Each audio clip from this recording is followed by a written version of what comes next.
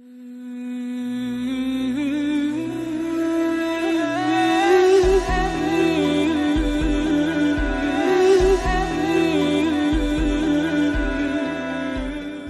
الحمد للہ نحمده ونصلی علی رسولہ الکریم اما بعد ان اللہ وملائکتہ یصلون علی النبی یا ایھا الذین آمنوا صلوا علیہ وسلموا تسلیما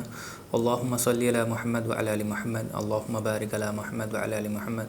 ربی یسر ولا تعسر وتمم بالخیر۔ السلام علیکم ورحمۃ اللہ وبرکاتہ۔ ویلکم ٹو نتھ اسلامک کلاسز۔ پچھلی کلاس میں ہم نے جو غزوہ حنین اور غزوہ تبوک کے بیچ میں جتنے بھی امپورٹنٹ انسیڈنٹس تھے وہ ہوئے ہیں، جو چھوٹے چھوٹے رسول اللہ صلی اللہ علیہ وسلم نے جتھے بھیجے ہیں، آس پاس کے جو آپ کہیں کہ جگہیں تھیں، جو قبیلے تھے، وہاں پر رسول اللہ صلی اللہ علیہ وسلم نے کچھ کو بھیجا تھا جزیہ کلیکٹ کرنے کے لیے، کچھ کو بھیجا تھا زکوٰۃ کلیکٹ کرنے کے لیے، اور کچھ آس پاس بہت بڑے بڑے جو آپ کہیں کہ بہت سگنیفیکنٹ آپ کہیں بت خانے تھے، ان بت خانوں کو رسول اللہ صلی اللہ علیہ وسلم نے زمیندوز کرنے کے لیے بھیجا تھا۔ وہ ساری ایونٹس کو ہم نے پچھلی کلاس میں، اور بھی کافی چھوٹے چھوٹے ایونٹس تھے، ان کو بھی ہم نے کافی پچھلی کلاس میں ڈیٹیل سے ڈسکس کیا تھا۔ آج کی کلاس میں انشاءاللہ ہم نے یہ کہا تھا کہ ہم جو ہے جو ایک نیکسٹ بگ ایونٹ ہے، سیرت کی کتابیں، آپ جتنی بھی سیرت کی کتابیں پڑھیں گے تو ان میں ایک جو نیکسٹ بگ ایونٹ آتا ہے وہ ہے غزوۃ التبوک۔ تو انشاءاللہ ہم آج کی کلاس میں غزوۃ التبوک کے بارے میں ہی ڈسکس کریں گے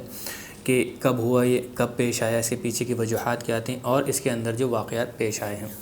اب دیکھیں، اگر ہم غزوۃ التبوک کو دیکھیں سیرت کے پوائنٹ آف ویو سے، تو اس میں جتنی ابھی تک ہم نے غزوات یا جتنے بھی سریات ہم نے ڈسکس کیے ہیں، وہ اپنے جو غزوے کے اندر جو انسیڈنٹس ہوئے ہیں، غزوے کی وجہ سے زیادہ تر مشہور ہیں، جو اس کے اندر بیٹلز ہوئی ہیں۔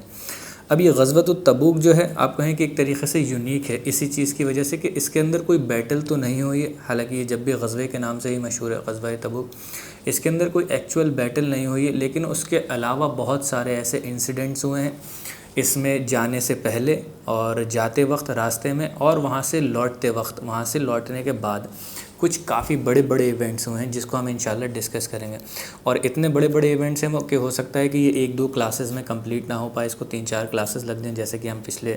جو بھی ہمارے بڑے بڑے غزوات ہوئے ہم نے ڈسکس کیے 3-4 کلاسز کے اندر نشست کے اندر۔ تو انشاءاللہ اس میں کوشش یہی کریں گے کہ جتنی اوتھینٹک سے اوتھینٹک اس کے اندر ڈیٹیلز ہیں وہ میں آپ کے سامنے رکھ سکوں، اور جتنے بھی اوتھینٹک واقعات ہیں وہ آپ کے سامنے رکھ سکوں۔ اور اس میں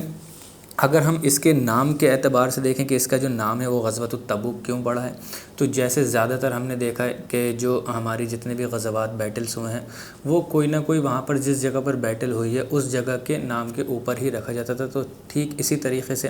یہ غزوہ بھی جو ہے تو غزوہ تبوک اسی وجہ سے نام رکھا گیا ہے۔ اور یہ جو اس کا نام رکھا گیا ہے تبوک، تبوک ایک اسپرنگ تھا، آپ کا ایک طریقے سے ایک جھرنا تھا، ایک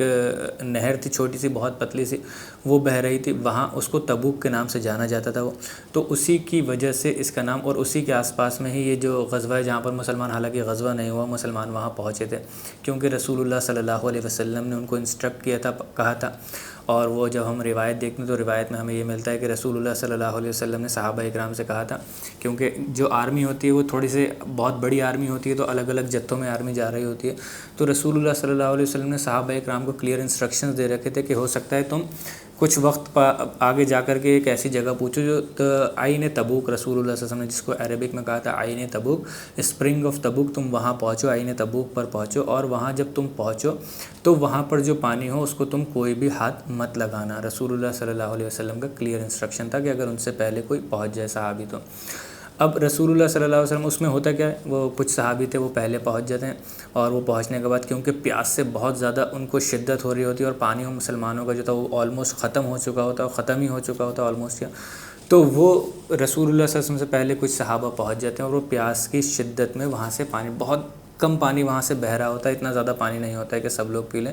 لیکن جو لوگ پہلے پہنچتے ہیں وہ لوگ وہاں پر جا کر کے پیاس کی شدت سے پانی پی لیتے ہیں۔ رسول اللہ صلی اللہ علیہ وسلم جب آتے ہیں تو پوچھتے ہیں کہ کیا تم نے اس میں سے پانی پی لیا، تو وہ کہتے ہیں کہ یا رسول اللہ، معذرت کرتے ہیں رسول اللہ سے اور کہتے ہیں کہ یا رسول اللہ ہم نے پانی پی لیا۔ تو رسول اللہ صلی اللہ علیہ وسلم تھوڑا سا ناراض بھی ہوتے ہیں کہ جب میں نے منع کیا تھا تو تم لوگوں نے کیوں پی لیا۔ پھر رسول اللہ صلی اللہ علیہ وسلم اس چیز کو بھی سمجھتے ہیں کہ پیاس کی شدت تھی۔ اب دیکھیے رسول اللہ صلی اللہ علیہ وسلم کا جو آرڈر تھا وہ کسی اور وجہ سے تھا، کیونکہ اس کے اندر پانی کی کمی تھی۔ ایسا ہوتا کہ اگر وہ سارا پانی پی کر کے ختم کر دیتے تو کیا ہوتا، اور پوری آرمی کے لیے۔ تو رسول اللہ صلی اللہ علیہ وسلم پہ اس جو تھوڑا سا پانی بہتا ہوتا ہے، بہت پتلی سی اس کے اندر کہتے ہیں اسٹریم بہہ رہی تھی، بہت کم پانی تھا، زیادہ تر سوکھ چکا تھا، وہ آلموسٹ 80 to 90% سوکھ ہی چکا تھا وہ۔ رسول اللہ صلی اللہ علیہ وسلم اس میں اپنے ہاتھ مبارک ڈالتے ہیں، اپنے ہاتھوں کو گیلا کرتے ہیں، اپنا چہرہ مبارک گیلا کرتے ہیں، اور اللہ کی برکت سے وہ کہتے ہیں، اس روایت میں ہمیں ملتا ہے کہ وہ جو تھا جھرنا جو تھا ایک طریقے سے اپنے آپ سے بڑھ سا جاتا ہے، اور اس کا پانی کا فلو بھی کافی بڑھ جاتا ہے۔ تو وہاں پر پھر جتنی پوری آرمی تھی وہ اپنے آپ پانی بھی پیتی ہے، اپنے ساتھ ساتھ پانی بھرتی بھی ہے، جو اپنے ساتھ ویسل وغیرہ جو برتن لائے تھے اس کے اندر پانی بھرتی ہے، اپنے جانوروں کو پانی پلاتے ہیں، اور اپنے آپ کو تر و تازہ بھی کرتے ہیں اس سے، اپنے ہاتھ پاؤں وغیرہ منہ دھوتے ہیں اس سے۔ تو یہاں سے ہمیں اس روایت سے ہمیں پتہ چلتا ہے۔ تو تبوک میں کیونکہ وہ جو عینی تبوک کے نام سے رسول اللہ صلی اللہ علیہ وسلم نے بتایا تھا، دا اسپرنگ آف تبوک، چشمہ، پانی کا چشمہ جو تبوک پر موجود تھا، تو اس کی وجہ سے ہی اس جو غزوہ ہے اس کا نام پڑا ہے غزوۃ تبوک۔ اب یہ ہوا کب پیش آیا، تو ہم اگر جتنی بھی سیرت کی کتابیں دیکھتے ہیں تو اس کے اندر جو ہمیں تاریخ ملتی ہے وہ ملتی ہے کہ رجب کے مہینے میں 9 ہجری، رجب کا مہینہ تھا 9 ہجری، لگ بھگ 6 سے 7 یا 8 مہینے الگ الگ روایتوں کے اعتبار سے اگر آپ دیکھیں تو غزوہ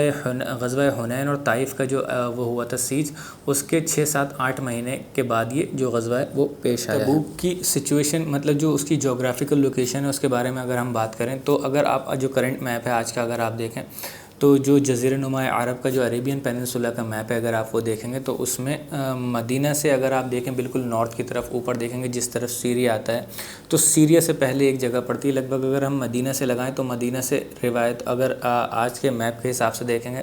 تو لگ بھگ 1000 کلومیٹر یا 900 کلومیٹر اتنی ہی جگہ پڑتی ہے، اور بمشکل اگر آج گاڑی سے ٹریول کریں گے جس طریقے سے بہترین ہائی ویز بن چکے ہیں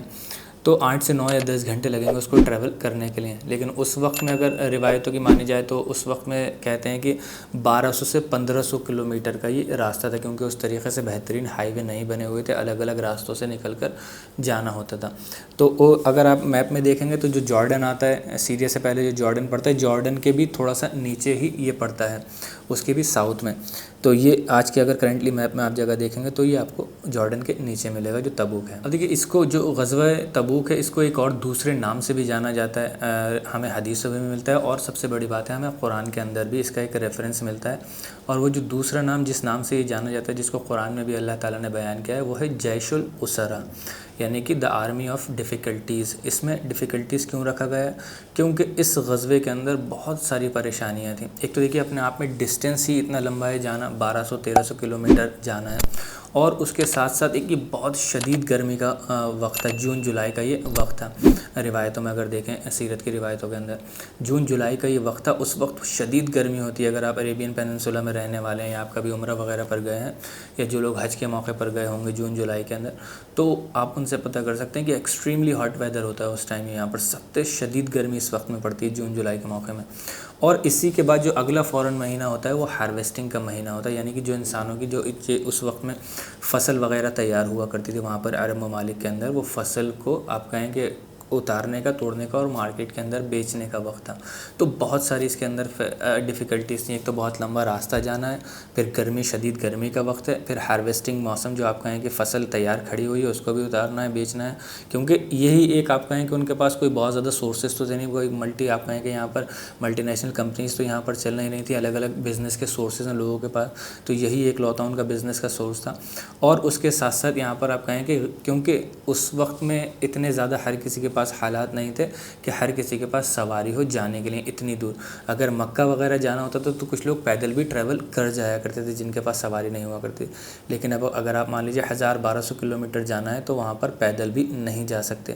تو اور لوگوں کے پاس سواریاں بھی نہیں تھیں۔ اور اس وقت میں اسی خاص طور سے اس موقع پر جو یہ غزوہ ہوا ہے اس وقت کہتے ہیں کہ اسٹیٹ کے حالات بھی کوئی بہت زیادہ اچھے نہیں تھے کہ رسول اللہ صلی اللہ علیہ وسلم بیت المال سے ان کی بہت زیادہ مدد کرتے ہیں اور ہمیں انسیڈنٹس ملتے بھی ہیں ایسے، آگے انشاءاللہ ڈسکس کریں گے اس کو، کہ رسول اللہ صلی اللہ علیہ وسلم کے پاس مانگنے کے لیے آتے ہیں کوئی صحابی کہ مجھے کچھ سواری کا انتظام کر دیجئے، تو رسول اللہ صلی اللہ علیہ وسلم ان سے معذرت کر لیتے ہیں کہ یہاں پر اسٹیٹ ٹریجری میں کسی بھی سواری کا انتظام نہیں ہے، میں کس طریقے سے آپ کی مدد کروں۔ تو بہت سارے کافی سارے ریزنز تھے اس چیز کے، جو پریشانیاں تھیں، ان پریشانیوں کی وجہ سے ہی اس کو جیش الاسرا بھی کہا جاتا ہے۔ اور جو قرآن میں نے آپ کو بتایا کہ قرآن میں اگر آپ سورۃ التوبہ پڑھیں گے، زیادہ تر جو اس غزوے سے ریلیٹڈ جتنے بھی واقعات آیتیں ملیں گی آپ کو وہ سورۃ التوبہ کے اندر ہی ہیں۔ سورۃ التوبہ میں آیت نمبر 117 میں اللہ تعالیٰ فرماتے ہیں اعوذ باللہ من الشیطان الرجیم بسم اللہ الرحمن الرحیم لقد تاب اللہ علی النبی والمہاجرین والانصار الذین اتبعوہ فی ساعۃ العسرہ، کہ رسول اللہ صلی اللہ علیہ وسلم کو اللہ تعالیٰ یہاں پر فرما رہا ہے کہ اللہ تعالیٰ نے ان کی مغفرت کر دی۔ کس کی مغفرت کر دی؟ رسول اللہ صلی اللہ علیہ وسلم کی، مہاجرین کی اور انصار کی، اور جتنے لوگ ان کے ساتھ رسول اللہ صلی اللہ علیہ وسلم کے ساتھ جو گئے تھے، کہاں پر گئے تھے؟ فی ساعۃ العسرہ، ان دا ٹائم آف ڈسٹریس، کہ جس وقت میں بہت زیادہ پریشانیاں تھیں۔ تو اسی کو جو مفسرین ہیں انہوں نے بتایا ہے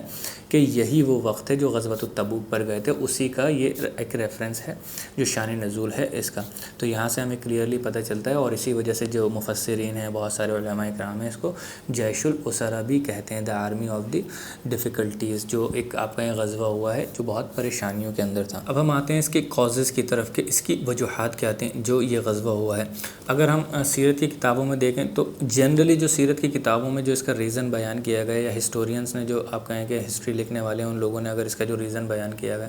وہ یہ کیا ہے کہ رومنز جو ہیں وہ رسول اللہ صلی اللہ علیہ وسلم کی جو اسٹیٹ تھی اس کے اوپر حملہ کرنے والے تھے،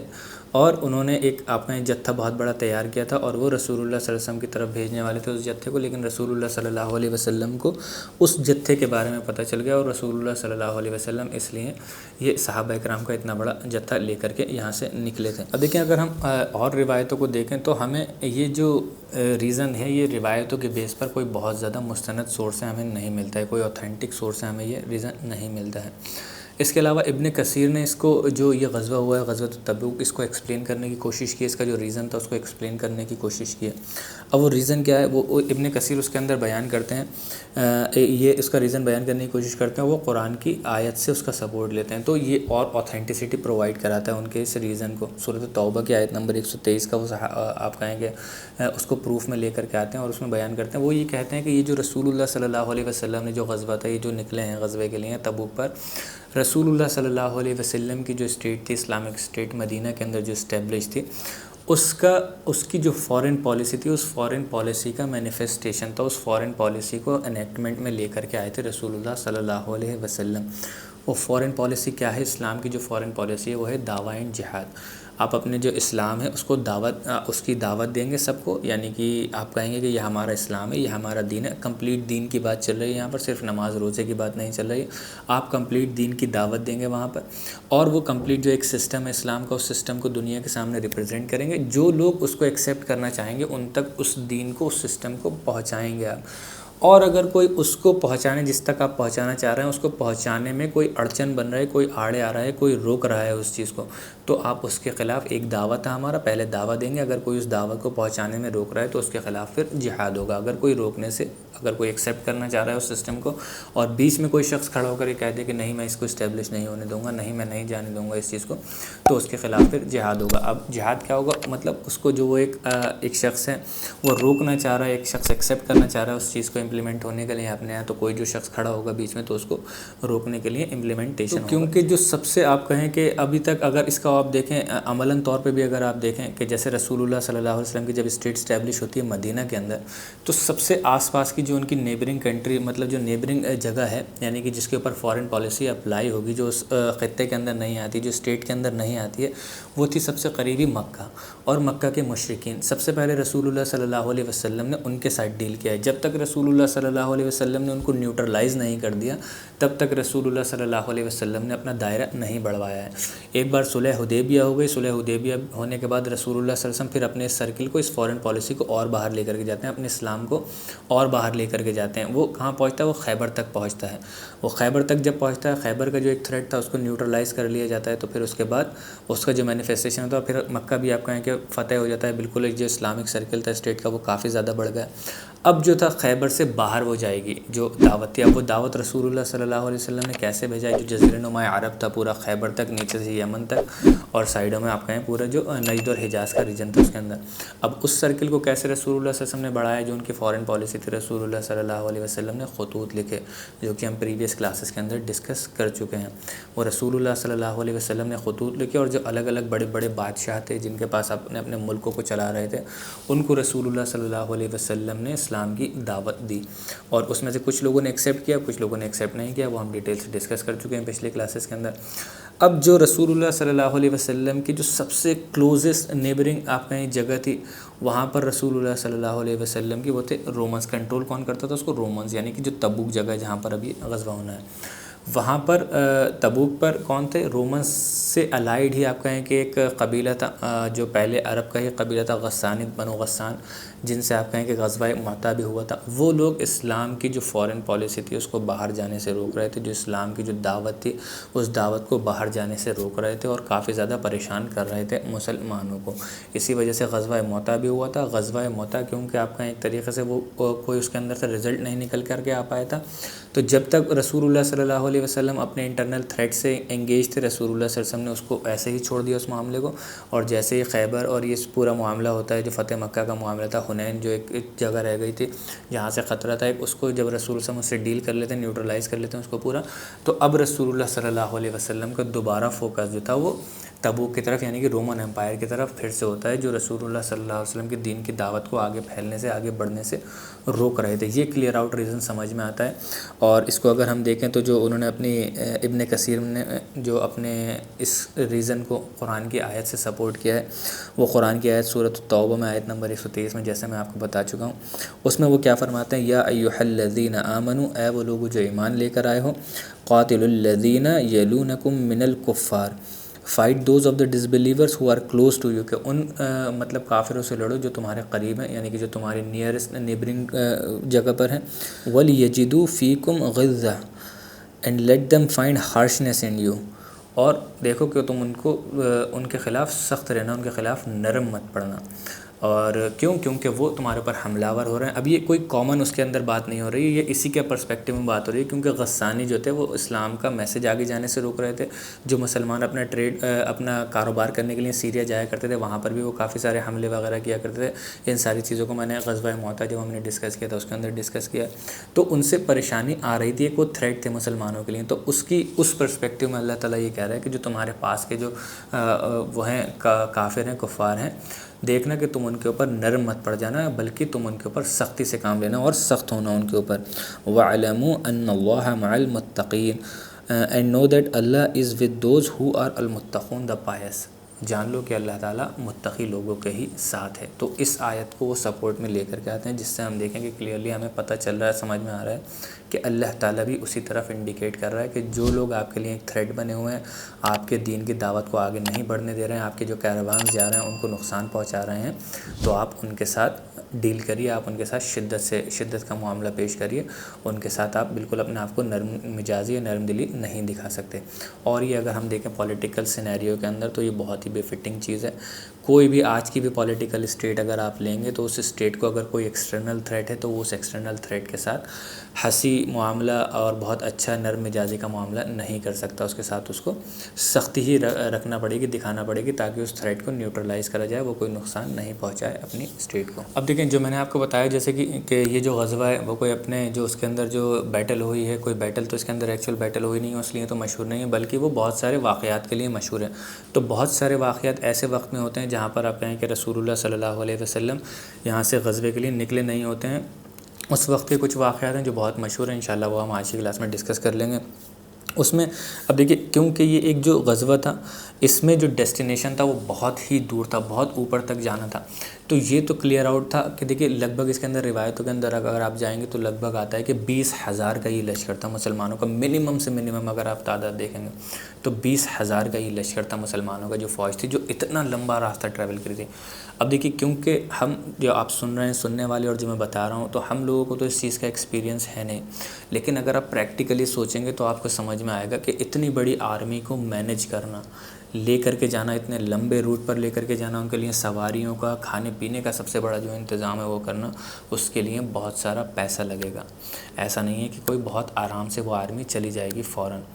تو اس کے لیے پیسے کی سخت ضرورت تھی رسول اللہ صلی اللہ علیہ وسلم کو، کیونکہ وہ ملٹری ہیڈ بھی تھے رسول اللہ صلی اللہ علیہ وسلم اس معاشرے کے، اور پولیٹیکل لیڈر بھی رسول اللہ صلی اللہ علیہ وسلم ہی تھے، خلیفہ تھے وہ مسلمانوں کے۔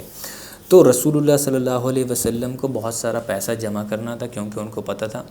کہ اس کے لیے اس کے اندر بہت سارا پیسہ مال و دولت خرچ ہوگی۔ تو رسول اللہ صلی اللہ علیہ وسلم سب سے ہی ان کے حساب سے جو لوگ ہیں ریکویسٹ کرتے ہیں اس غزوے کے لیے۔ الگ الگ روایتوں کے اندر ہمیں ملتا ہے کہ رسول اللہ صلی اللہ علیہ وسلم سب سے بہت کافی دن تک ریکویسٹ کرتے ہیں، اور بہت بڑھ چڑھ کر سب سے زیادہ جو رسول اللہ صلی اللہ علیہ وسلم نے اگر اپیل کی ہے، سب سے زیادہ مطلب چندہ جمع کرنے کے لیے، اگر ایک طریقے سے اگر کامن اس میں کہا جائے کہ رسول اللہ صلی اللہ علیہ وسلم نے کہ اس غزوے کے لیے مدد کریں صحابہ اکرام کھڑے ہو کر کے، تو اسی غزوے کے اندر کی۔ اور یہاں تک آتا ہے کہ رسول اللہ صلی اللہ علیہ وسلم کہتے تھے کہ کون ہے وہ شخص یا کون مسلمان ہے جو اس غزوۃ الاسرہ یعنی کہ جو جیش الاسرہ جائے گا اس کو مدد کریں، اس کی مدد کریں، اور جو کوئی بھی اس میں مدد کرے گا اس کو جنت کا وعدہ ہے اللہ کی طرف سے۔ تو جیسے میں نے آپ کو بتا دیا کہ یہ آرمی آف ڈسٹریس اس کو کہا جاتا ہے، کیونکہ اس وقت میں بہت ہی زیادہ پریشانیاں تھیں اسی لیے۔ اور ایک بڑی پریشانی جو تھی وہ فنڈز کی تھی، کہاں سے پیسہ اتنا زیادہ آئے گا، کیونکہ اسٹیٹ ٹریجری میں بھی اتنا زیادہ پیسہ نہیں تھا۔ تو اتنی بڑی بشارت رسول اللہ صلی اللہ علیہ وسلم دیتے ہیں کہ جو بھی جیش العسرہ میں مدد کرے گا اللہ تعالیٰ کی طرف سے اس کو جنت کی بشارت ہے۔ اور اس کے اندر اب جو الگ الگ روایتیں آئیں گی بہت ساری، اس میں ہر انسان نے جو جس طریقے سے مدد کر سکتا تھا اس نے اپنے اپنے حساب سے مدد کری، جو جس طریقے سے پیسہ دے سکتا تھا، کوئی مال دے سکتا تھا، کوئی الگ طریقے سے اور ساز و سامان دے سکتا تھا، پرووائڈ کرا سکتا تھا، اس نے اپنے حساب سے مدد کی۔ اس میں جو سب سے بڑا جس کو لائنز شیئر کہتے ہیں ہم، سب سے بڑا حصہ جو آیا وہ حضرت عثمان بن عفان رضی اللہ تعالیٰ عنہ کے حصے میں آیا، اور ہو سکتا ہے آپ میں سے زیادہ تر لوگوں نے اس چیز کے بارے میں سنا بھی ہو۔ اور جب رسول اللہ صلی اللہ علیہ وسلم کھڑے ہو کر جو ہمیں روایت ملتی ہے، ترمذی کی شاید یہ روایت ہے غالباً، اس میں صحابہ اکرام ایک جو روایت کرتے ہیں عبد الرحمن ابن خباب، رسول اللہ صلی اللہ علیہ وسلم جس وقت میں اعلان کر رہے تھے وہ اس وقت میں موجود تھے، وہ یہ کہتے ہیں کہ میں اس وقت موجود تھا۔ اس روایت کے اندر کہتے ہیں کہ جب رسول اللہ صلی اللہ علیہ وسلم یہ صحابہ اکرام سے کہہ رہے تھے، ریکویسٹ کر رہے تھے کہ جو کوئی بھی اس میں مدد کرے گا، جو کوئی بھی اس میں تعاون کرے گا اس کو اللہ تعالیٰ کی طرف سے جنت کی بشارت ہے، تو اس میں سب سے پہلے حضرت عثمان بن عفان رضی اللہ تعالیٰ عنہ کھڑے ہوتے ہیں اور وہ کہتے ہیں یا رسول اللہ صلی اللہ علیہ وسلم میں اپنی طرف سے 100 اونٹ پرووائڈ کراتا ہوں، 100 اونٹ دیتا ہوں اس جیش الاسرہ کے لیے۔ اور اس اونٹوں پر مطلب ان کے اوپر سارا ساز و سامان بھی لدا ہوا ہوتا ہے، یعنی کہ کھانے پینے کا کچھ سامان ہوتا ہے، اور ان کا جو سیڈل بیک وغیرہ جو ساری چیزیں ہوتی ہیں اس کے اوپر جو وہ ساری چیزیں بھی رسول حضرت عثمان رضی اللہ تعالیٰ کہتے ہیں اس کے اوپر پہلے سے پرووائڈڈ رہیں گی۔ رسول اللہ صلی اللہ علیہ وسلم بہت خوش ہوتے ہیں۔ پھر رسول اللہ صلی اللہ علیہ وسلم دوبارہ سے ریکویسٹ کرتے ہیں اسی مجمع میں بیٹھ کر کے کون مدد کرے گا اور اس کو جنت کی بشارت ہے۔ تو اسی کے بعد فوراً حضرت عثمان رضی اللہ تعالیٰ پھر کھڑے ہو جاتے ہیں، کہتے ہیں یا رسول اللہ صلی اللہ علیہ وسلم میں 200 اونٹ دیتا ہوں، 100 اونٹ کی جگہ اور 100 اونٹ بڑھا دیتے ہیں، وہ کہتے ہیں یا رسول اللہ میں 200 اونٹ دیتا ہوں۔ اس کے بعد رسول اللہ بہت زیادہ خوش ہوتے ہیں اور ان کو جنت کی بشارت دیتے ہیں۔ اور پھر رسول اللہ صلی اللہ علیہ وسلم تیسری بار پوچھتے ہیں کہ کون اس جیش الاسرہ کے اندر مدد کرے گا اور اس کو جنت کی بشارت ہے۔ تو حضرت عثمان رضی اللہ تعالیٰ سبحان اللہ پھر تیسری بار کھڑے ہو جاتے ہیں، وہ کہتے ہیں یا رسول اللہ میں 300 اونٹ دیتا ہوں۔ دیکھتے ہیں کہ کتنی سخت ضرورت ہے رسول اللہ کو، اور 100 اونٹ سے بھی 200 اونٹوں سے بھی وہ چیز ریکوائرمنٹ پوری نہیں ہو پا رہی ہے، تو رسول اللہ صلی اللہ علیہ وسلم کو وہ 300 اونٹ دیتے ہیں۔ وہ کہتے ہیں یا رسول اللہ میں 300 اونٹ دیتا ہوں اس جیش الاسرہ کے لیے۔ رسول اللہ صلی اللہ علیہ وسلم اتنا زیادہ خوش ہوتے ہیں کہ اتنی بڑی بشارت رسول اللہ ان کو دیتے ہیں، وہ کہتے ہیں کہ آج کے بعد سے عثمان جو کچھ بھی کرتا رہے، عثمان کے اوپر کوئی آپ کہیں کہ پکڑ نہیں ہوگی، عثمان کے لیے جنت کا وعدہ ہے اللہ تعالیٰ کی طرف سے۔ کتنی بڑی رخصت آپ سوچیں دے دی کہ آج کے بعد سے کچھ بھی کرتے رہے، وہ آج کے بعد سے ان کا جو اتنا بڑا انہوں نے معاملہ کر دیا کہ جنت ان کے لیے لکھ لی گئی ہے۔ یہ وہ صحابہ اکرام رسول اللہ صلی اللہ علیہ وسلم کے کہ جن کو ملٹیپل جنت کے بشارتیں دی گئی ہیں۔ ہم تو یہ چاہتے ہیں، ہماری زندگی کا مقصد یہ ہے کہ کسی بھی طریقے سے بس ہم پاس ہو کر کے جنت کے اندر داخل ہو جائیں، رسول اللہ صلی اللہ علیہ وسلم کے ساتھ چلے جائیں۔ اور یہ وہ صحابی ہیں رسول اللہ صلی اللہ علیہ وسلم کے جن کو صحابہ واقع میں جو ان کا رتبہ ہے، جو اللہ تعالیٰ نے ان کا رتبہ رکھا ہے رضی اللہ تعالیٰ عنہ، جو ان کے نام کے ساتھ کہ اللہ تعالیٰ ان سے راضی اور وہ اللہ سے راضی، کوئی ایسے ہی نہیں رکھا گیا۔ ملٹیپل ان کو جنت کے بشاریں عشرہ مبشرہ میں بھی یہ آتے ہیں، یہاں پر بھی رسول اللہ صلی اللہ علیہ وسلم نے ان کو جنت کے بشارت دی ہے۔ ایک اور روایت اسی سے ہمیں ملتی جلتی ملتی ہے کہ رسول اللہ صلی اللہ علیہ وسلم اس میں جب اسی وقت میں جمع کر رہے ہوتے ہیں ساری چیزیں، تو رسول اللہ صلی اللہ علیہ وسلم کے پاس ایک اور دن اگلے دن لے کر کے آتے ہیں، اگلے دن آتے ہیں یا کسی اور دن آتے ہیں حضرت عثمان غنی رضی اللہ تعالیٰ عنہ، وہ آ کر کے رسول اللہ صلی اللہ علیہ وسلم کو 1000 دینار دیتے ہیں، سونے کی اشرفیاں رسول اللہ صلی اللہ علیہ وسلم کو لا کر کے دیتے ہیں، جو ان کا پورا ایک بہت بڑے بزنس مین تھے۔ یہ ہم نے بچپن سے ہی سن رکھا ہے، حضرت عثمان رضی اللہ تعالیٰ بہت ہی امیر صحابی تھے، الحمدللہ بہت ہی ویلدی تھے، حضرت عثمان بھی اور عبد الرحمن ابن عوف رضی اللہ تعالیٰ عنہ بھی۔ تو رسول اللہ صلی اللہ علیہ وسلم کو 1000 دینار جو پورا ایک آپ کہیں کہ اشرفیاں تھیں، وہ رسول اللہ صلی اللہ علیہ وسلم کے آگے لا کر کے جھولی میں ڈال دیتے ہیں، اور اتنا زیادہ خوش ہوتے ہیں رسول اللہ صلی اللہ علیہ وسلم اس وقت ان سے اشرفیوں سے کہ ان کے آگے ڈھیر لگا ہوا ہوتا ہے، اور اس ڈھیر میں رسول اللہ صلی اللہ علیہ وسلم انگلیاں ڈال کر کے بار بار ان اشرفیوں کو اٹھا کر کے ایک ہاتھ سے دوسرے ہاتھ میں کرتے ہوتے ہیں، اور ان کو دیکھ کر کے خوش ہوتے ہیں کہ ہاں ایک کافی بڑا ایک آپ کہیں کہ اماؤنٹ آ گیا ہے، جس سے اس آرمی کو اتنے بڑے اس میں راستے میں لے جانے میں کوئی پریشانی نہیں ہونا چاہیے۔ تو رسول اللہ صلی اللہ علیہ وسلم خوش ہو کر کے کہتے ہیں کہ عثمان کے اوپر آج سے کوئی قدغن نہیں ہے، عثمان کے اوپر کوئی پکڑ نہیں ہے، آج کے بعد سے عثمان جو کچھ بھی کرے عثمان کے لیے جنت کی بشارت ہے۔ سوچیے اتنا بڑا آپ کہیں کہ اپنا ایک حصہ دولت کا لا کر کے رسول اللہ صلی اللہ علیہ وسلم کے قدموں میں ڈال دیتے ہیں۔ حضرت عثمان رضی اللہ تعالیٰ ایک بار بھی نہیں سوچتے ہیں، اور 300 اونٹ تو انہوں نے دیے تھے پہلے ہی۔ تو اس وجہ سے حضرت عثمان رضی اللہ تعالیٰ کا اگر آپ دیکھیں گے تو دونوں ہی روایتیں ہمیں ترمذی کے اندر ملتی ہیں، اسکرین پر بھی میں نے لگا دی ہیں۔ تو وہ دونوں ہی روایتیں حضرت عثمان رضی اللہ تعالیٰ کے لیے کتنی بڑی بشارت ہیں کہ ان کو جنت کی بشارت دی ہے رسول اللہ صلی اللہ علیہ وسلم نے ان روایتوں کے اندر۔ اب اسی موقع پر ایک بہت ہی بہترین واقعہ ہوتا ہے، جو آپ کہیں کہ بہت مشہور واقعہ ہے، آپ لوگوں نے سن رکھا ہوگا، لیکن یہ نہیں پتہ ہوتا ہے زیادہ تر لوگوں کو کہ وہ کس موقع پر ہوا۔ دیکھیے سیرت پڑھنے کا ایک سب سے بڑا فائدہ یہ بھی ہوتا ہے کہ ہمیں پتہ ہوتا ہے کہ کون سا واقعہ کب ہوا اور کس صحابی کے ساتھ ہوا، کنفیوژن بھی ہمارے ذہن میں نہیں رہتا ہے۔ اب دیکھیے حضرت ابوبکر رضی اللہ تعالیٰ عنہ جو تھے وہ ہمیشہ سے ہی رسول اللہ صلی اللہ علیہ وسلم کے ساتھ رہتے تھے، اور بڑھ چڑھ کر ہر نیک کام میں حصہ لیا کرتے تھے، اور حضرت عمر رضی اللہ تعالیٰ عنہ بھی ان کے ہی ساتھ رہا کرتے تھے رسول اللہ صلی اللہ علیہ وسلم کے، جو میں شروعات سے بتاتا جا رہا ہوں کہ رسول اللہ صلی اللہ علیہ وسلم کے 2 بیسٹ فرینڈ جو تھے اور 2 وزیر جو تھے رسول اللہ کے، حضرت ابوبکر اور حضرت عمر رضی اللہ تعالیٰ عنہ تھے۔ اب یہ بات دیکھیے اپنے آپ میں حضرت عمر رضی اللہ تعالیٰ عنہ کو بھی پتہ تھی، حالانکہ ہم سبھی صحابہ کرام کی بہت رسپیکٹ کرتے ہیں، لیکن ابوبکر رضی اللہ تعالیٰ عنہ کو الگ ہی فضیلت حاصل ہے، اور یہ بات اس واقعے کے اندر بھی ایویڈنٹ ہوتی ہے، اور حضرت عمر رضی اللہ تعالیٰ عنہ کو بھی یہ پتہ ہوتی ہے کہ ہر بات میں ہر کام میں ابوبکر رضی اللہ تعالیٰ عنہ سب سے بڑھ چڑھ کر آگے ہوتے ہیں، اور اس وقت میں ان کے مالی حالات جو تھے بہت زیادہ نہیں تھے حضرت ابوبکر رضی اللہ تعالیٰ عنہ کے۔ تو حضرت جب رسول اللہ صلی اللہ علیہ وسلم یہ ریکویسٹ کرتے ہیں کہ کون اپنے مطلب اس میں جیش الاسرا میں مدد کرے گا،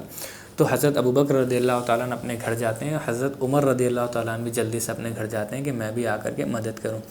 ان کا ایک ہیلدی کمپٹیشن چلا کرتا تھا حضرت ابوبکر رضی اللہ تعالیٰ عنہ سے،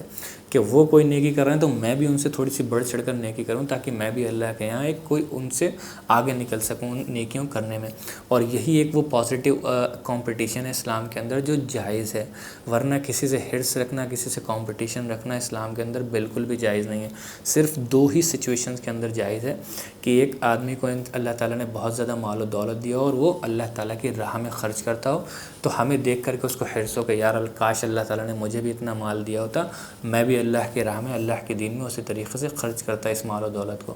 یا پھر ایک ایسا شخص جس کو اللہ تعالیٰ نے بہت زیادہ علم دیا ہو اور وہ علم کو اپنے بہترین طریقے سے استعمال کرتا ہو معاشرے کے اندر اس سے نفع بخش نالج پہنچانے کے لیے، تو اس کو دیکھ کر کے حرص ہو کہ کاش مجھے بھی اللہ تعالیٰ نے اتنا علم دیا ہوتا تو میں بھی معاشرے کے اندر ایک نفع بخش نالج کو پہنچانے میں کام کرتا اس چیز کے لیے۔ تو یہی 2 طریقے ہیں، 2 پازیٹیو جگہیں جہاں پر کمپٹیشن ہو سکتا ہے۔ تو یہ پہلا جو ایک پہلی کیٹیگری ہے جو مال والی ہے، وہ حضرت ابوبکر رضی اللہ عنہ کے دور میں، اس میں یہاں پر ہمیں اگزامپل ملتا ہے کہ حضرت ابوبکر رضی اللہ عنہ اپنے گھر جاتے ہیں لانے کے لیے، اور اس وقت ان کے مالی حالات کوئی بہت زیادہ اچھے نہیں ہوتے ہیں، اور یہ بات حضرت عمر رضی اللہ تعالیٰ عنہ کو پتہ تھی کہ میرے مالی حالات اس وقت تھوڑے زیادہ اچھے ہیں حضرت ابوبکر سے، اور ان کے اتنے اچھے نہیں ہیں، تو میں آج ان کو یہ 100% مطلب کانفیڈنٹ تھے کہ آج میں ابوبکر سے زیادہ مال دے کر کے بازی لے جاؤں گا، اور رسول اللہ صلی اللہ علیہ وسلم کے سامنے میری بھی کچھ وہ ہوگی کہ ہاں عمر نے ابوبکر سے زیادہ بڑھ چڑھ کر آج کوئی نیکی کا کام کیا ہے۔ تو حضرت عمر رضی اللہ تعالیٰ اپنے گھر آتے ہیں، اپنے گھر میں جو کچھ بھی ہوتا ہے، جتنا بھی سامان یا پیسے وغیرہ تھے ان کے یہاں، اس کو آدھا گھر والوں کے لیے چھوڑتے ہیں اور آدھا سارا جمع کر کے ایک اس میں گٹھلی میں باندھ کر کے اپنے ساتھ لے آتے ہیں، اور حضرت ابوبکر بھی وہاں پر آتے ہیں اس وقت مسجد نبوی میں رسول اللہ صلی اللہ علیہ وسلم کے پاس۔ بڑا ہی خوبصورت مطلب یہ آپ کہیں کہ رسول اللہ صلی اللہ علیہ وسلم کی جو اس کے اندر چھپی ہوئی محبت ہے نا، وہ بھی پتہ چلتی ہے حضرت ابوبکر رضی اللہ تعالیٰ عنہ کے لیے۔ تو وہاں پر جب آتے ہیں تو بہت کانفیڈنٹ ہوتے ہیں حضرت عمر رضی اللہ تعالیٰ عنہ کہ میرا ہی آج میں بازی مار لوں گا۔ تو سب سے پہلے جب کھڑے ہوتے ہیں نا دینے کے لیے آتے ہیں تو رسول اللہ صلی اللہ علیہ وسلم حضرت ابوبکر رضی اللہ تعالیٰ سے جب بھی لے کر کے آتے تھے، جو کوئی بھی لے کر کے آتا تھا رسول اللہ صلی اللہ علیہ وسلم یہ پوچھتے تھے ہاں کیا لے کر کے آئے ہو تم. حضرت ابوبکر رضی اللہ تعالیٰ کے پاس کوئی زیادہ مال تھا ہی نہیں اس وقت میں، تو جو کچھ بھی تھا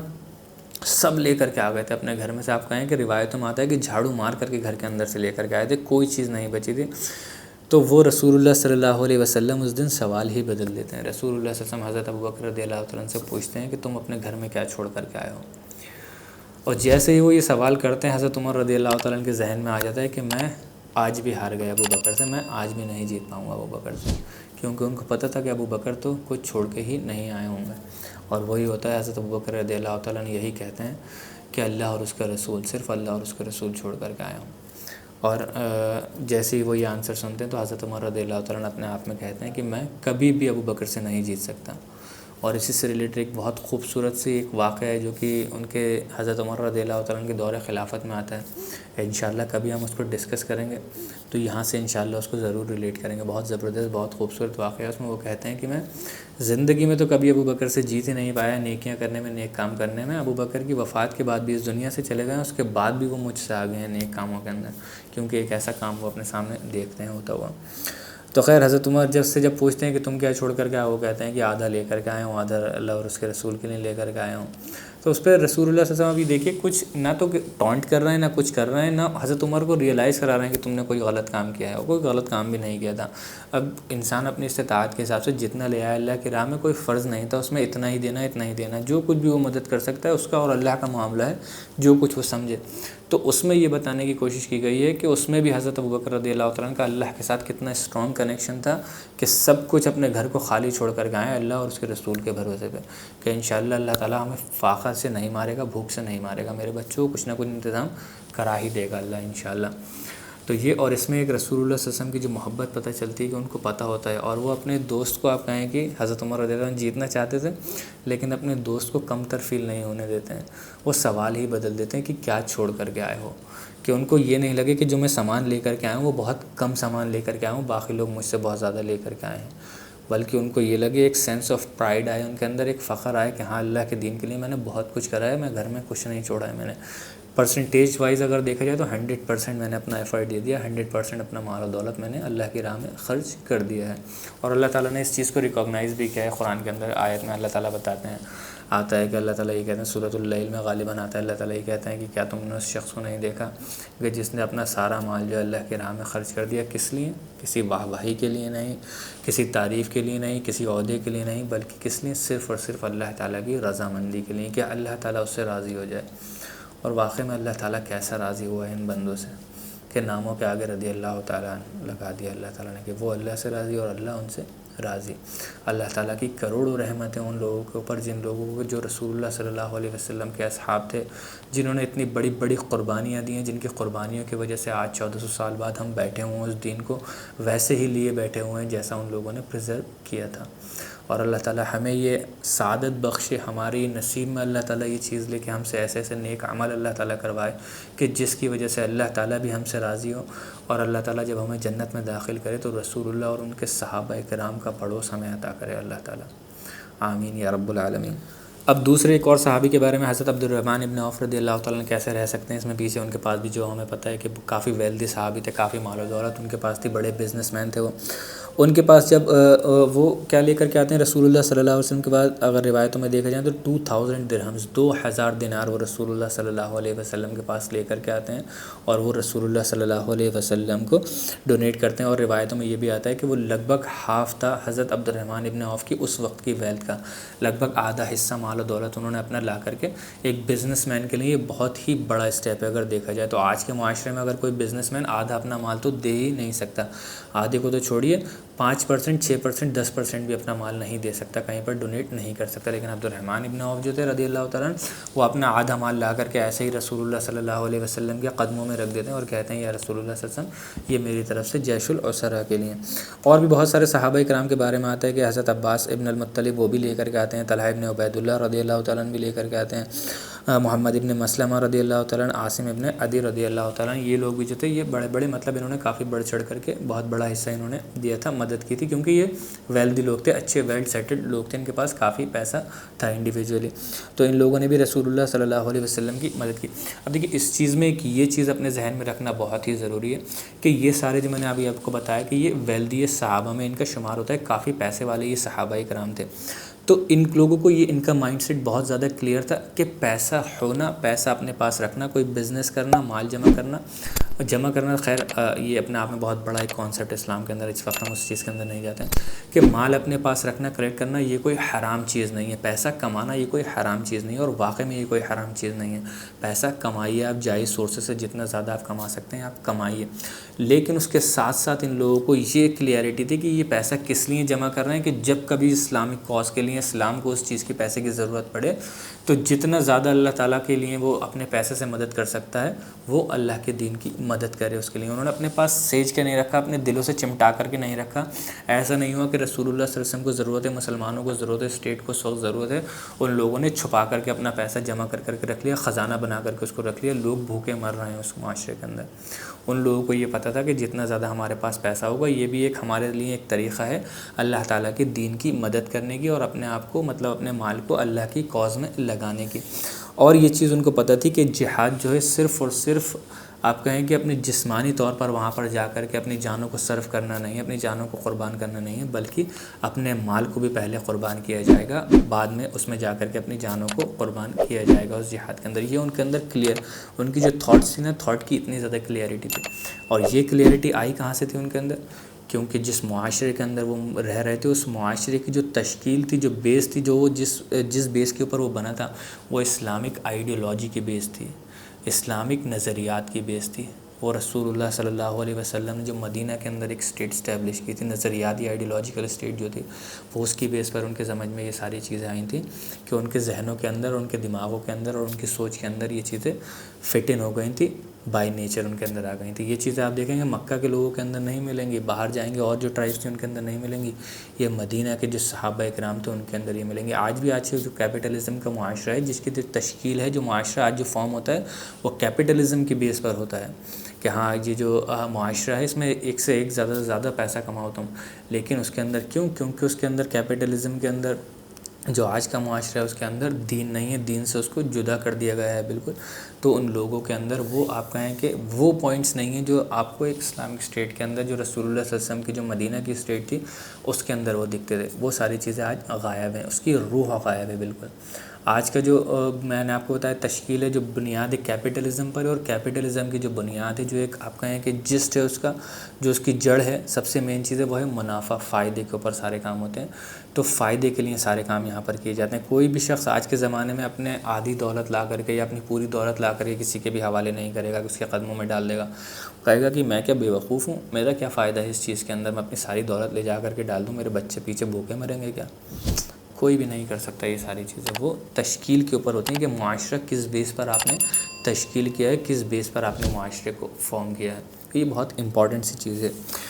اب یہ تو میں نے سارا معاملہ بتایا آپ کو کہ جو آپ کہیں کہ اچھے ویلدی تھے، جن کے پاس کافی مال و دولت تھا اس وقت میں، ان لوگوں نے رسول اللہ صلی اللہ علیہ وسلم کی مدد کی۔ اب اس کے اندر ایسا نہیں تھا کہ جو غریب صحابہ اکرام تھے جن کے پاس بہت زیادہ مال و دولت نہیں تھا ان لوگوں نے مدد نہیں کی ہو، ان لوگوں نے بھی اپنے حساب سے، اپنی استطاعت کے حساب سے جتنی بڑھ چڑھ کر کے وہ مدد کر سکتے تھے ان لوگوں نے وہ مدد کی۔ ہاں کچھ روایتوں میں ہمیں یہ ضرور سمجھ میں آتا ہے کہ کچھ اس کے اندر کچھ لوگوں کو ہیزیٹیشن محسوس ہو رہی تھی، شرم محسوس ہو رہی تھی کہ ہم کیا چھوٹی سی مدد کریں گے لا کر کے وہ ہم مدد رکھیں رسول اللہ صلی اللہ علیہ وسلم کے پاس، وہ پتہ بھی نہیں چلے گی، لیکن ان لوگوں کو پتہ تھا کہ یہ مدد کرنا فرض ہے ہر انسان کے اوپر، اور انسان کو مدد کرنا چاہیے جتنی اپنی استطاعت کے حساب سے وہ مدد کر سکتا ہے، تو وہ مدد کرنے کی کوشش کرتے ہیں۔ اور اسی کے اندر ہمیں کافی ساری روایت بھی ملتی ہیں، اس میں یہ بھی ہمیں پتہ چلتا ہے کہ جو منافقین تھے وہ مذاق بھی اڑاتے ہیں، مذاق بناتے ہیں، وہ انشاءاللہ منافقین کا جو پورا معاملہ ہے ہم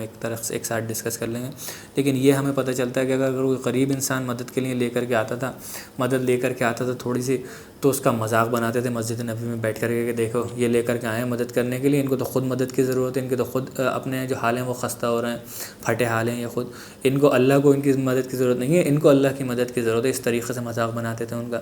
یا پھر اگر عبد الرحمن ابن عوف یا حضرت عثمان رضی اللہ تعالیٰ نے لا کر اتنا زیادہ پیسہ 1000 درہم یا 2000 درہم لا کر کے رسول اللہ صلی اللہ علیہ وسلم کے آگے رکھے، تو وہ کہتے تھے کہ یہ دیکھو یہ دکھانے کے لیے لے کر کے آیا، صرف اپنے آپ میں بیٹھ کر کے باتیں بنانا جس کو کہتے تھے، جو آج کے معاشرے کے اندر بڑی بری چیز ہے۔ کامن سی چیزیں لوگوں کے اندر دیکھیں گے آپ، ہر چیز میں باتیں بنانا، زیادہ ہے تو اس کے اندر باتیں بنانا، کم ہے تو اس کے اندر باتیں بنانا، کسی بھی حال میں شکر و گزاری نہیں کرنا۔ خود تو کوئی کام کریں گے نہیں نیکی کا، اور جو لوگ کام کر رہے ہیں نیکی کا ان کو ڈیروگیٹری ان کے لیے ریمارکس دیں گے، ان کو ڈیروگیٹری الفاظ دیں گے، نام دیں گے، القاب دیں گے، اور ان کو اس نیک کام کرنے سے پیچھے کرنے کی کوشش کریں گے۔ تو یہ آج کی کوئی چیز نئی چیز نہیں ہے، یہ اس وقت میں بھی، اس معاشرے میں بھی، رسول اللہ صلی اللہ علیہ وسلم کے معاشرے کے اندر بھی یہ چیز ہمیں دیکھنے کو ملتی ہے۔ تو کچھ ہمیں روایتیں ملتی ہیں جس میں ایک صحابی کے بارے میں آتا ہے کہ ابو عقیل نام تھا ان کا، اور وہ بہت ہی زیادہ غریب تھے، ان کے پاس دینے کے لیے کچھ نہیں تھا، لیکن جب رسول اللہ صلی اللہ علیہ وسلم بہت زیادہ ریکویسٹ کرتے ہیں اور دیکھتے ہیں کہ روز رسول اللہ صلی اللہ علیہ وسلم ریکویسٹ کر رہے ہیں ممبر سے بیٹھ کر کے کہ جو بھی زیادہ سے زیادہ جیش الاسرا میں مدد کر سکتے ہیں مدد کریں، اپنا حصہ ڈالیں، اس کے اندر جنت کی بشارت ہے،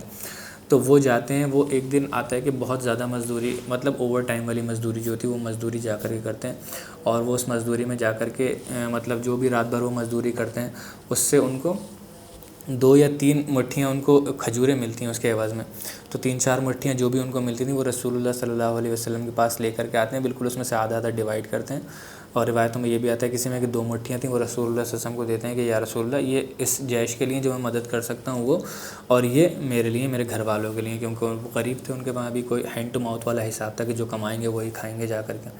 تو وہ رسول اللہ صلی اللہ علیہ وسلم کو دیتے ہیں، اور رسول اللہ صلی اللہ علیہ وسلم کو کوئی اس میں برا فیل نہیں ہوتا۔ یہ بھی آپ دیکھیے خوبصورتی رسول اللہ کی، ایک لیڈر کی خوبصورتی، ایک نبی ہونے کی صداقت ان کی، کہ 2-2 ہزار درہم بھی لا کر کے رسول اللہ صلی اللہ علیہ وسلم کی مدد کی جا رہی ہے، 300 اونٹوں سے رسول اللہ کی مدد کی جا رہی ہے۔ اس کے بعد ایک صحابی 100 مطلب چھوٹی سی ایک مٹھی کھجوریں لا کر کے دے رہے ہیں، تو رسول اللہ اس کو بھی خوشی خوشی ایکسیپٹ کر رہے ہیں۔ کیوں؟ کیونکہ اسلام میں جو ہے وہ آپ کی نیتوں پر سارا دار و مدار ہوتا ہے کہ آپ کی نیت کیا ہے، آپ کے پاس کتنا مال دیا ہے، کیا دیا ہے، اس چیز کے اوپر کوئی بیس نہیں ہوتا ہے۔ آپ کے پاس جتنا تھا آپ نے اس میں کتنا ایفرٹ ڈالا ہے، کتنا آپ نے لا کر کے دے کر کے مدد کی ہے۔ تو اسی میں منافقین جو ہوتے ہیں وہ مذاق کرنے کی، مذاق اڑانے کی کوشش کرتے ہیں ان کے صحابہ کی۔ وہ جو صحابی لے کر کے آئے تھے ابو عقیل جن کا نام تھا، ابو عقیل،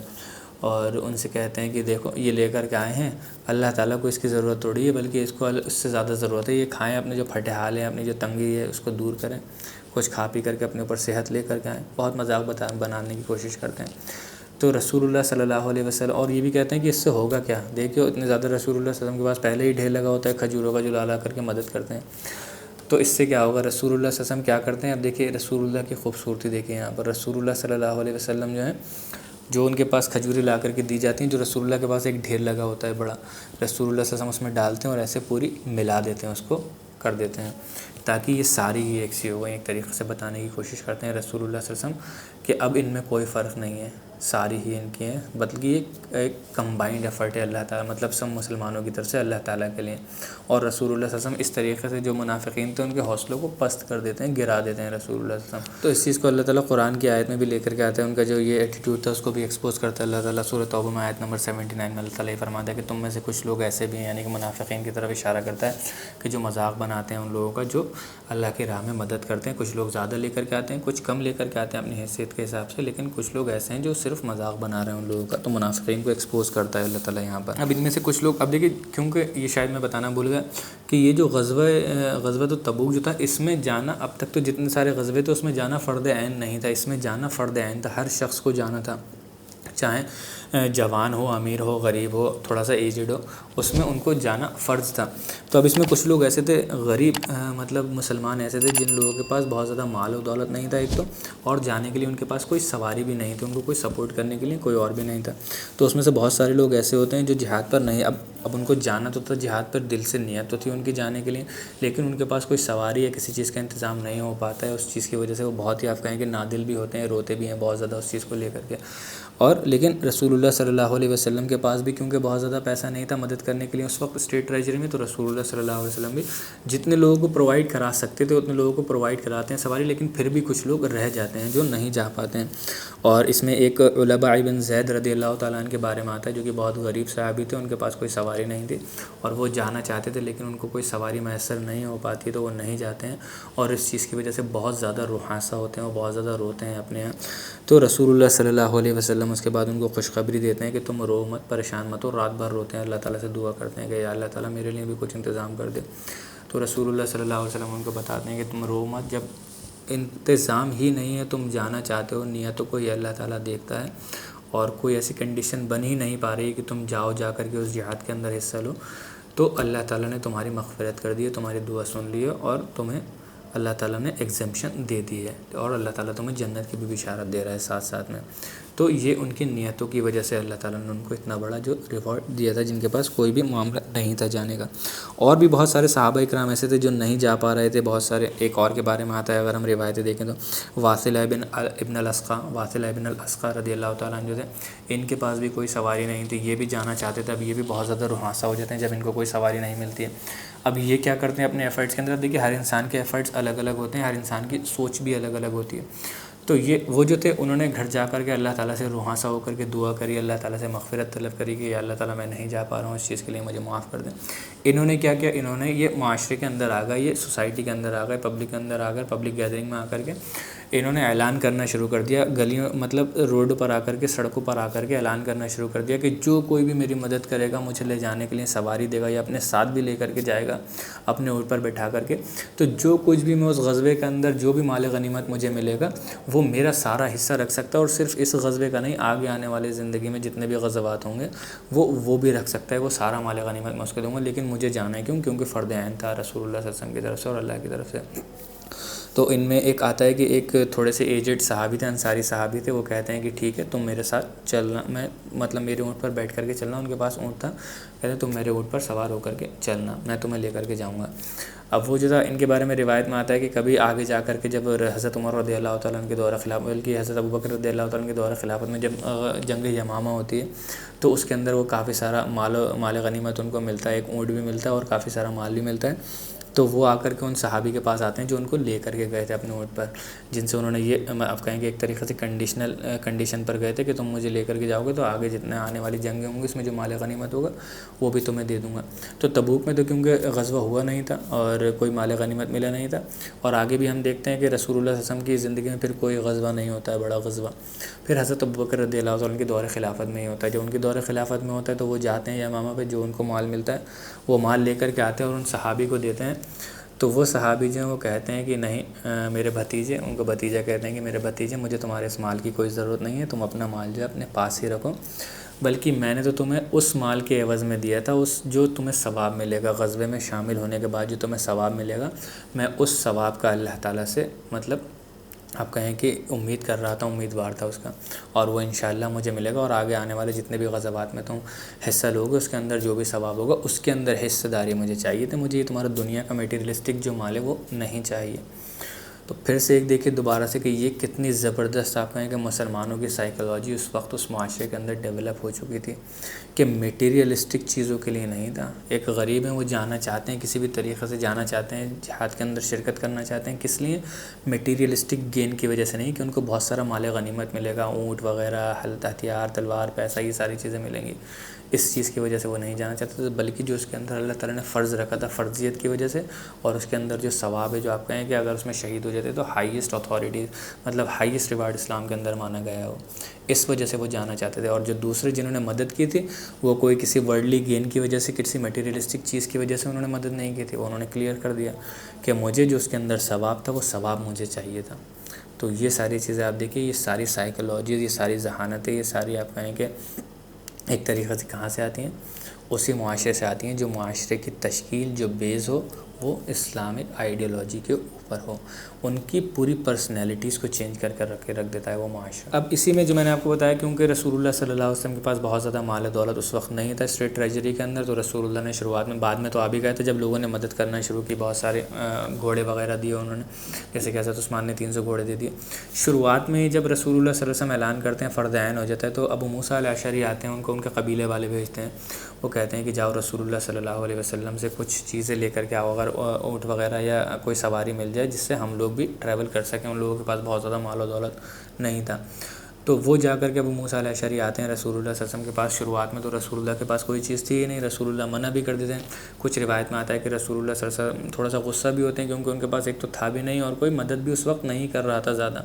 یہ تو بعد میں حضرت عثمان رضی اللہ تعالیٰ عنہ، حضرت عبد الرحمن ابن عوف، ان لوگوں نے کری، تو پھر لوگوں نے آ کر کے مدد کرنا شروع کی۔ تو وہ رسول اللہ صلی اللہ علیہ وسلم کی سے آ کر کے مانگتے ہیں، تو رسول اللہ ان کو منع کر دیتے ہیں۔ پھر بعد میں رسول اللہ صلی اللہ علیہ وسلم کے پاس جب آ جاتا ہے بیت المال میں کافی سارا مال، تو رسول اللہ ان کو بلاتے ہیں، ابو موسیٰ الاشعری کو، اور ان کو جتنے گھوڑے وغیرہ چاہیے ہوتے ہیں اپنے قبیلے کے لیے، تو حضرت رسول اللہ صلی اللہ علیہ وسلم ان کو دیتے ہیں، اور پھر وہ بھی اس کے اندر شامل ہوتے ہیں۔ اس میں ایک اور جو صحابی تھے، جو مطلب غربا کی کیٹیگری سے آتے ہیں، جن کے پاس بہت زیادہ مال نہیں تھا، ان کے بارے میں بتانا بھول گیا کہ شروعات میں وہ بالکل مدد کرتے ہیں، جب رسول اللہ صلی اللہ علیہ وسلم کہہ رہے تھے مدد کرنے کے لیے، اور ہر کوئی اتنی زیادہ کسی کے پاس مال و دولت نہیں تھا، مدد نہیں کر پا رہا تھا، تو ایک صحابی کے بارے میں آتا ہے، ان کا نام بھی یا تو روایت میں آتا نہیں ہے، شاید میں بھول گیا ان کے نام کو۔ تو وہ کیا کرتے ہیں، وہ اپنے گھر جاتے ہیں، جب دیکھتے ہیں رسول اللہ صلی اللہ علیہ وسلم اتنی زیادہ ریکویسٹ کر رہے ہیں، تو رسول اللہ صلی اللہ علیہ وسلم وہ اپنے گھر جا کر کے کیا کرتے ہیں، وہ صحابی جو کچھ بھی ان کے پاس مال و دولت تھا گھر کے اندر، چاہے ان کو یہ لگے کہ استعمال ہوگا بھی نہیں ہوگا اس کے اندر، جیسے مطلب ایسی چیزیں لے آئیں، لکڑی، اور وہاں پر کوئی چیز جلانے کے لیے ہو، کچھ اوڑھنے کے لیے ہو، جو بھی سامان ان کو گھر میں ملتا ہے وہ اس کے اندر باندھ کر کے کافی ساری بڑی ساری پوٹلی بن جاتی ہے۔ اس پوٹلی کو وہ اٹھا نہیں پاتے ہیں، تو وہ گھسیٹ کر اس کو لاتے ہوتے ہیں، اور جب وہ لے کر کے آتے ہیں رسول اللہ کے سامنے رکھتے ہیں، تو رسول اللہ صلی اللہ علیہ وسلم خوش ہوتے ہیں، ان کا چہرہ رسول اللہ صلی اللہ علیہ وسلم کی مسکان آتی ہے، اور پھر باقی جو صحابہ کرام ہوتے ہیں ان کو شاید ایک طریقے سے آپ کہیں کہ ان کے اندر سے کیریکٹر تک کا پورا ہل جاتا ہے، ان کے اندر کا ایمان تک جھنجھوڑ دیتے ہیں۔ پھر سب لوگ اٹھ کر کے جاتے ہیں، جس کو جو مدد کرنا ہوتی ہے، جو بھی لانا ہوتا ہے وہ لا کر کے مدد کرتے ہیں۔ تو رسول اللہ صلی اللہ علیہ وسلم مسکراتے ہیں، خوش ہوتے ہیں، اور رسول اللہ کہتے ہیں کہ ان صحابی جو ہیں انہوں نے ایک بہت اچھا کام کرا، اور جو کوئی بھی اسلام کے اندر ایسے آسان کاموں کو لے کر کے آئے گا جس سے لوگوں کے لیے کام کرنا موٹیویٹنگ ہو جائے۔ ابھی تھوڑی سی ایسی ڈیفیکلٹ سی چیزیں اس کو ایکسپلین کرنا اپنے الفاظوں کے اندر، عربک میں تو بہت آسان ہے،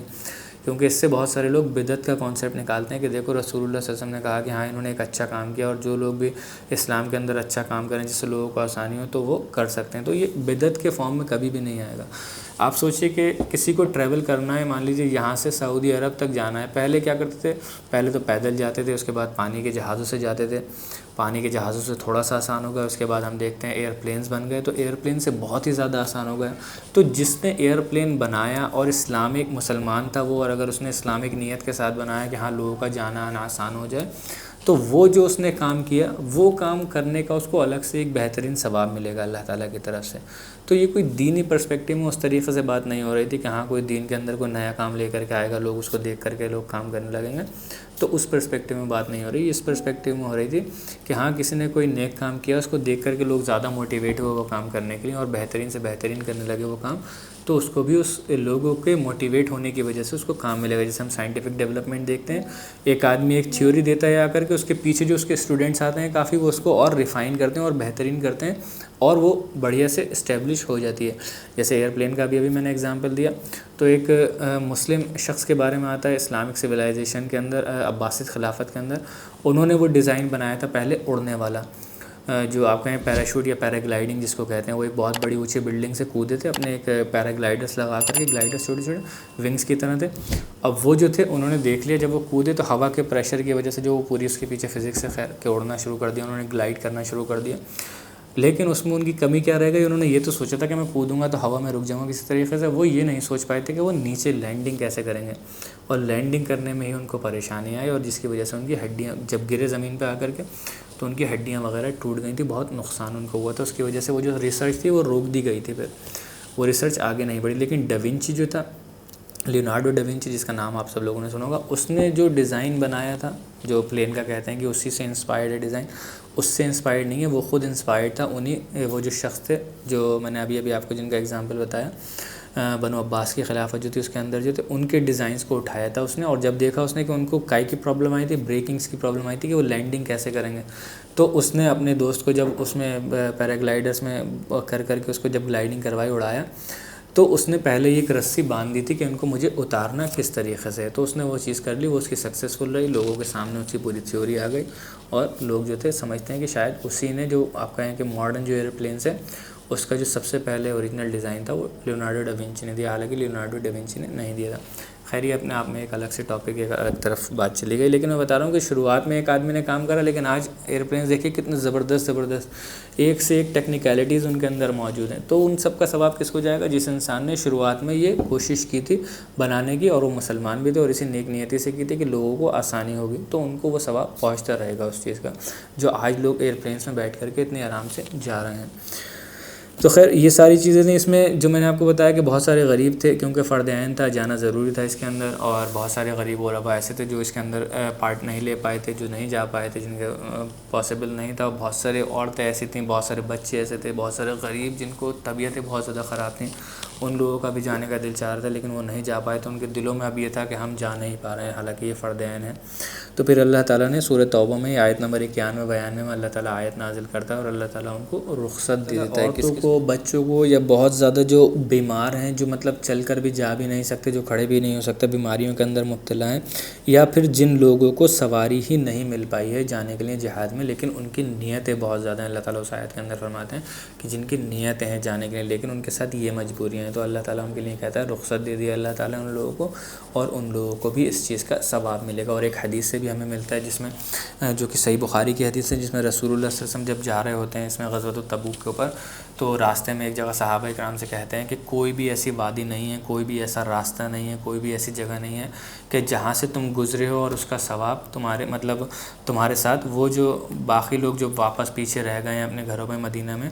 جو مطلب بہت جن کے بارے میں نے ابھی بتایا کہ بہت بزرگ ہیں جن کو سواری نہیں مل پائی، یا بہت زیادہ بیمار ہیں، یا پھر بچے ہیں جو لوگ نہیں آ پائے، وہ لوگ بھی تمہارے ساتھ ہیں، کوئی جگہ ایسی نہیں ہے جہاں سے تم گزرے وہ تمہارے ساتھ نہ ہو۔ تو صحابہ، اور ساتھ نہ ہونے کا مطلب کیا ہے؟ یعنی کہ ثواب ان کو مل رہا ہے اس چیز کا، جو تم جا رہے ہو اس جگہ میں، اس پریشانی سے گزر رہے ہو، اس چیز کا ثواب ہر قدم پہ مل رہا ہے۔ تو ایک صحابی پوچھتے ہیں یا رسول اللہ صلی اللہ علیہ وسلم، جبکہ حالانکہ وہ مدینہ کے اندر ہیں، رسول اللہ صلی اللہ علیہ وسلم کہتے ہیں ہاں حالانکہ وہ مدینہ کے اندر ہیں، اس کے بعد بھی ان کو اس چیز کا ثواب مل رہا ہے۔ اب دیکھیں اس میں جو میں نے آپ کو بتایا کہ اس کے اندر ہیپوکریٹس جو منافقین تھے ان کا بہت ہی آپ کہیں کہ نگیٹو رول تھا اس کے اندر۔ اب وہ اپنے آپ میں ایک بالکل نگیٹو پرسنالٹی ہیں، یہ تو الگ ہی بات ہے کہ منافق ان کا نام ہی اس لیے ہے کہ وہ نہ ادھر کے ہیں نہ ادھر کے ہیں، ایک طریقے سے اگر دیکھا جائے تو نہ تو اسلام کے ہیں نہ پھر اپنی دنیا کے بھی ہیں صحیح کر کے۔ تو وہ کیا کرتے ہیں، ان کا بہت ہی نگیٹو رول اس کے اندر رہا ہے۔ اب وہ لوگ کیا کرتے ہیں، جتنے لوگ جانے کی کوشش کرتے ہیں، کیونکہ اس وقت میں گرمی کا بھی بہت زیادہ معاملہ تھا، بہت ہی زیادہ دھوپ، شدید دھوپ تھی، میں نے آپ کو بتایا بہت گرمی کا تھا، تو وہ لوگوں کے اندر مطلب جب اکیلے میں ہوا کرتے تھے لوگوں سے کہتے تھے کہاں جا رہے ہو تم اتنی گرمی میں، چھوڑو کیا کرو گے جا کر کے، تو وہ لوگوں سے جا کر کے منع کرتے تھے، میٹنگس کیا کرتے تھے اپنے یہاں بیٹھ کر کے، اور وہ کہتے تھے کہ ہم تو جائیں گے نہیں، لوگوں کو بھی زیادہ سے زیادہ دور کرو اور یہی کہو کہاں مجبوری میں کہاں پریشانی میں جاتے پھرو گے، جو لوگ جا رہے ہیں ان لوگوں کو جانے جو، تم اپنے اپنے گھروں میں رہو، اس شدید گرمی میں کہاں جاؤ گے، اپنے گھروں میں بیوی بچوں کے ساتھ اپنے آرام سے رہو۔ اسی چیز کو اللہ تعالیٰ جو ہے اس کے اندر فرماتے ہیں، جو سورۃ توبہ ہے اس کے اندر آیت نمبر 82 میں اللہ تعالیٰ جو ہے اس چیز کو ایکسپوز کرتے ہیں، جو یہ کہہ رہے ہیں کہ کہاں جاؤ گے گرمی میں بہت زیادہ شدید گرمی ہے، اتنی گرمی میں جا کر کے کیا کہو گے۔ تو اللہ تعالیٰ اس سورۃ توبہ کی آیت نمبر 82 میں اللہ تعالیٰ کیا فرماتے ہیں آگے جا کر کے، پہلے تو اللہ تعالیٰ ان کو ایکسپوز کرتے ہیں، بتاتے ہیں کہ جب وہ رسول اللہ صلی اللہ علیہ وسلم کہہ رہے تھے کہ اس غزوے کے لیے نکلنا ہے، تو وہ پیچھے لوگوں کو روک رہے تھے، روکنے کی کوشش کر رہے تھے، اور وہ بہت خوش تھے، اپنے یہاں رک کر بھی، خود بھی رک کر کے بہت زیادہ خوش تھے۔ تو اللہ تعالیٰ ان سے بڑی سختی کے ساتھ کیا کہتا ہے، اللہ تعالیٰ ان سے فرماتا ہے اسی آیت میں آگے جا کر کے، قُلْ نَارُ جَهَنَّمَ أَشَدُّ حَرًّا، کہ ان سے کہہ دیجئے، اللہ تعالیٰ سے رسول اللہ صلی اللہ علیہ وسلم سے فرما رہا ہے، قُلْ کہہ دیجئے نَارُ جَهَنَّمَ، کہ جو جہنم کی جو آگ ہے، أَشَدُّ حَرًّا، کہ وہ بہت ہی زیادہ شدید ہے، بہت ہی زیادہ سخت ہے۔ یہ جو جنگ میں جانے کے لیے تم بات کر رہے ہو نا کہ دھوپ میں کہاں جاؤ گے گرمی میں، اس گرمی کے اندر تم فکر مت کرو، تمہارا دن آنے والا ہے، تم دوزخ کی آگ میں ڈالے جاؤ گے، اور اس دوزخ کی آگ جو ہے وہ یہ تو کچھ بھی گرمی نہیں ہے، اس سے زیادہ اشد حرا، رسول اللہ صلی اللہ علیہ وسلم سے کہنے کے لیے لو کانوا یفقہون، اور اللہ تعالیٰ کہہ رہا ہے کہ کاش وہ اس چیز کو سمجھ سکتے، کاش سمجھ سکتے اس چیز کو، فلیضحکوا قلیلا، کہ ان کو پھر جو ہے ہنسنے دو تھوڑا سا، جو اس ٹائم مذاق ٹھٹے کھللے بازیاں کر رہے ہیں، مسلمانوں کا مذاق بنا رہے ہیں، جو ابھی میں نے آپ کو بتایا ان کا ایٹیٹیوڈ تھا کس طریقے سے، تو ان کو رسول اللہ مطلب اللہ تعالیٰ اس آیت کے اندر فرما رہا ہے کہ ان کو ہنسنے دو، اگر وہ ہنس رہے ہیں اس چیز کے اوپر، تھوڑا سا ان کی ہنسی جو ہے وہ بہت تھوڑی ہے. فَلْيَضْحَكُوا قَلِيلًا وَلْيَبْكُوا كَثِيرًا. باقی اس کے بعد جو رونا ہے، جو وہ روئیں گے وہ بہت بڑی تعداد ہے، بہت زیادہ روئیں گے واقعہ میں. جب دوزخ کے اندر، دوزخ کا صرف عذاب بھی، جب ان کو عذاب تو چھوڑیے، جب آخرت کا دن ہوگا، جب اٹھائے جائیں گے تو اپنے سروں کو پیٹ رہے ہوں گے، وہ ہائے ہم نے کیا کر دیا، کیسا بے وقوفی کا ہم نے سودا کر لیا. ہمارے سامنے نبی اکرم صلی اللہ علیہ وسلم موجود تھے، مسلمان ہمارے سامنے موجود تھے، ہم نے پھر بھی اب منافقت کے اندر زندگی کاٹ دی. تھے تو اسلام کے لیے کام کر رہے تھے نا، کاش ہم نے دلوں سے قبول کر لیا ہوتا اس کو، پھر رسول اللہ کے ساتھ ہوتے، کامیابی ہوتی ہماری. لیکن بہت زیادہ روئیں گے. اللہ تعالیٰ اسی کو کہہ رہا ہے وَلْيَبْكُوا كَثِيرًا جَزَاءً بِمَا كَانُوا يَكْسِبُونَ. ان کے اپنے ہاتھوں سے کمائی ہوئی چیز ہوگی. یہ جو پورا جو دیکھیں گے اپنے سامنے معاملہ، جو روئیں گے بہت زیادہ، وہ آج تو ہنس رہے ہیں، کل کو روئیں گے، اور یہ سب ان کے ہاتھوں کا کمایا ہوا ہے. یہ بھی نہیں کہہ سکتا کہ اللہ تعالیٰ ہمیں دوزخ میں مت ڈال، اپنے ہاتھوں سے تم نے کمائی ہے یہ. اور اس کے بعد جب اللہ تعالیٰ، اب سے یہ سوچیے کہ اگر یہ آیت آخرت میں نازل ہوتی تو چلیے سمجھ میں آتا کہ وہ گھبراتے پریشان ہوتے. اپنی دنیا میں اللہ تعالیٰ نے ان کے سامنے آیتیں نازل کر دیں، پھر بھی آنکھیں نہیں کھول رہے ہیں، تو سوچیے کتنی خطرناک، کتنا شدید ان کے اوپر عذاب ہوگا کہ اللہ تعالیٰ ان کی ہپوکریسی کو ایکسپوز بھی کر رہا ہے انہیں کے یہاں. لیکن کیونکہ منافقت وہ سمجھ رہے ہیں کہ ہے ہی نہیں یہ کوئی چیز، جبکہ ان کو ایکسیپٹ کر لینا چاہیے تھی اس چیز کو کہ ہاں رسول اللہ کو کیسے پتہ یہ باتیں، وہ کیسے یہ باتیں کر رہے ہیں، ان کو ہمارے دلوں کے حال تھوڑی پتہ ہیں، تو صرف اللہ تعالیٰ کو ہی پتہ ہے، اور اللہ تعالیٰ ایکسپوز بھی کر رہا ہے. لیکن پھر بھی ان کے دلوں کے اوپر ایسے پردے پڑے ہوئے تھے کہ ان چیزوں کو نہیں سمجھ پاتے تھے. اور اسی لیے جب بھی کبھی بھی اللہ تعالیٰ کی طرف سے کوئی وارننگ لگے، اللہ تعالیٰ کی طرف سے کوئی چیز لگے، ہمیں اس کے اوپر ضرور غور و فکر کرنا چاہیے، اس کے اوپر تفکر کرنا چاہیے، اور اپنے آپ کو ہر وقت کٹ گھرے کے اندر رکھنا چاہیے. کہیں ہم تو کسی منافقت والے چیز کے اندر انوالو نہیں ہیں، اپنے آپ کو سنبھالنا چاہیے. اور منافقت والی جو آیتیں وہ اوروں کے اوپر چسپاں کرنے کے لیے نہیں ہیں، آج کے معاشرے کے اندر اپنے اوپر چسپاں کرنے کے لیے کہ کہیں ہمارے اندر تو یہ ساری چیزیں نہیں ہیں، کہیں ہم تو ایسا ایٹیٹیوڈ نہیں ہوتا ہمارا. اگر رسول اللہ صلی اللہ علیہ وسلم ہوتے تو پھر ہم اگر ہیں اس طریقے سے تو ہمارا حشر بھی انہی کے ساتھ ہوگا. اگر ہم نہیں ہیں تو انشاءاللہ ہمارا جو حشر ہوگا وہ رسول اللہ اور ان صحابہ کے ساتھ ہم انشاءاللہ جنت میں کھڑے ہوں گے. ان کا پڑوس، اللہ تعالیٰ کا پڑوس ہمیں اللہ تعالیٰ عطا کرے گا. اب اسی میں ایک اور جو منافق تھا اس کے بارے میں آتا ہے جد ابن قیس، اور وہ رسول اللہ صلی اللہ علیہ وسلم اس سے پوچھتے ہیں کہ کیا تم نہیں جاؤ گے ہم اس غزوے کے لیے جا رہے ہیں. رسول اللہ صلی اللہ علیہ وسلم پوچھتے ہیں، یہ بھی منافق ہی تھا. اور رسول اللہ صلی اللہ علیہ وسلم جب اس سے پوچھتے ہیں تو وہ رسول اللہ صلی اللہ علیہ وسلم سے کہتا ہے کہ یا رسول اللہ مجھے رخصت دے دیجئے، میں نہیں جا سکتا اس کے اندر، آپ مجھے ایکسکیوز کر دیجئے. رسول اللہ صلی اللہ علیہ وسلم پوچھتے ہیں کیوں؟ وہ کہتا ہے کہ کیونکہ رومنز نے جو ہے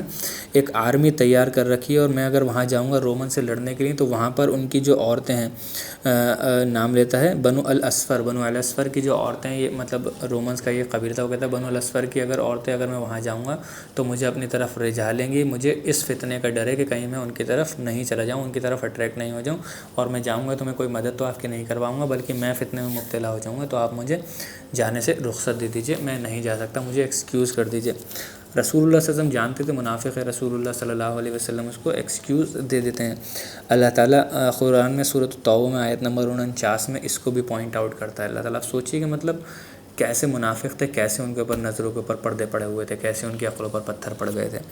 اسی چیز کو اللہ تعالیٰ فرماتے ہیں آیت نمبر 49 میں. اللہ تعالیٰ فرماتے ہیں وَمِنْهُمْ مَنْ يَقُولُ، کہ ان میں سے ایک ایسا بھی ہے جس نے تم سے کہا اَأَذَلِّ وَلَا تَفْتِنِّ، کہ یا رسول اللہ صلی اللہ علیہ وسلم grant me leave exempt me from jihad and put me not into trial, کہ یا رسول اللہ صلی اللہ علیہ وسلم مجھے فتنے میں مبتلا ہونے کا ڈر ہے تو مجھے ایگزمپٹ کر دیجیے، مجھے رخصتی دیجیے اور مجھے فتنے میں مبتلا مت کیجیے. وہ رسول اللہ صلی اللہ علیہ وسلم سے یہی کہتا ہے نا، تو رسول اللہ صلی اللہ علیہ وسلم اللہ تعالیٰ اس کے بارے میں فرماتے ہیں. آگے اللہ تعالیٰ کیا کہتا ہے اسی آیت میں؟ فرماتے ہیں الا فی الفتنۃ سقوط. اللہ تعالیٰ کہتا ہے کہ surely they have fallen in trial, کہ بے شک وہ فتنے میں مبتلا ہو گیا ہے. یہ کہہ کر ہی وہ فتنے میں مبتلا ہو گیا ہے. وہ یہ کہہ رہا ہے نا کہ مجھے فتنے میں مبتلا مت ہونے دے، بلکہ وہ فتنے میں مبتلا ہو گیا. ایک تو یہ کہہ کر فتنے میں مبتلا ہو گیا، اور ساتھ ساتھ میں جو منافقت کا اتنا بڑا فتنہ ہے اس فتنے کے اندر تو وہ پہلے ہی مبتلا ہو گیا ہے. اس کے آگے اللہ تعالیٰ فرماتے ہیں وَإِنَّ جَهَنَّمَ لَمُحِيطَةٌ بِالْكَافِرِينَ surely they have fallen in trial and verily hell is surrounding the disbelievers. اور اللہ تعالیٰ کہتا ہے کہ انا بے شک جو جہنم ہے اس کے اندر کافر جو ہیں بھری پڑی ہوگی وہ کافروں سے. تو فکر مت کرو، بہت جتنے کثیر تعداد میں منافقت کرنا ہے کر لو،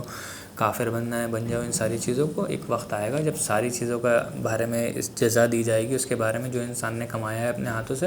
تو تم دیکھو گے جہنم کے اندر بھرے پڑے ہوں گے یہ جو لوگوں نے اللہ کا اور اللہ کے رسول کا اور جنت اور جہنم کا انکار کیا ہے، کفر کیا، ان لوگوں سے بھرا ہوا ہوگا. اس میں اور بھی بہت سارے لوگ آتے ہیں منافقین میں سے، جو منافقوں کا گروہ تھا وہ آتے ہیں رسول اللہ صلی اللہ علیہ وسلم کے پاس ایکسکیوزز لے کر کے، الگ الگ کوئی بیوی بچوں کا بہانہ کرتا ہے، کوئی کام کاروبار کا،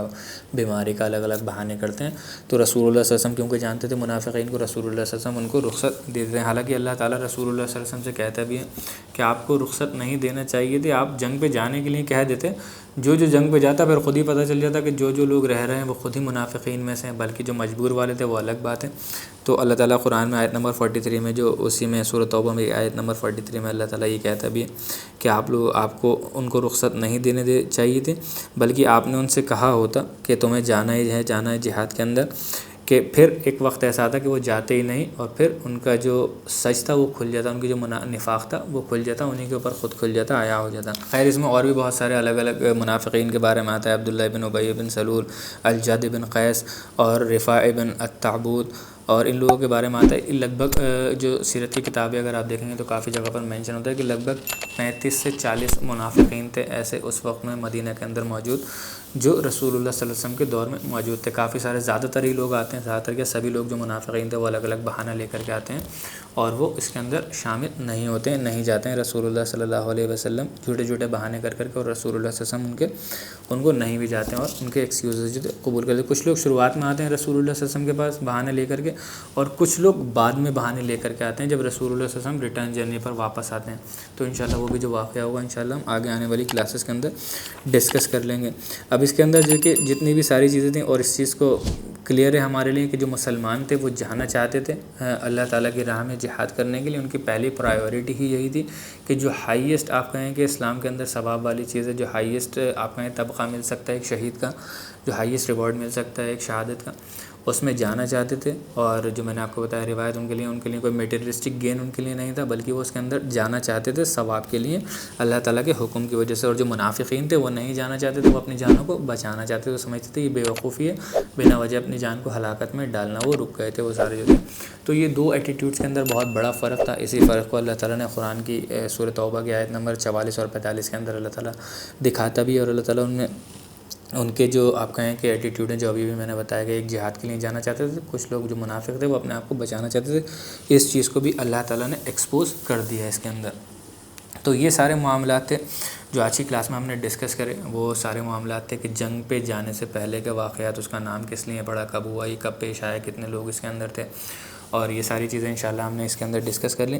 اب انشاءاللہ جو ہم اگلی کلاس ہوگی اس کے اندر، کیونکہ اب وقت کافی زیادہ ہو گیا ہے، اور اگر ہم اور بھی واقعات لیں گے تو وہ بہت زیادہ اس کے اندر کافی لمبا وقت ہو جائے گا اور وہ کمپلیٹ نہیں ہو پائیں گے. تو انشاءاللہ اس کو آرگنائز طریقے سے ہم رکھیں گے کہ ابھی شروعات کے ہم نے سارے واقعات کر لی، جو اناؤنسمنٹ رسول اللہ نے کیا، جو مدد رسول اللہ صلی اللہ علیہ وسلم نے اس کے لیے کہا، صحابہ کرام نے مدد کی.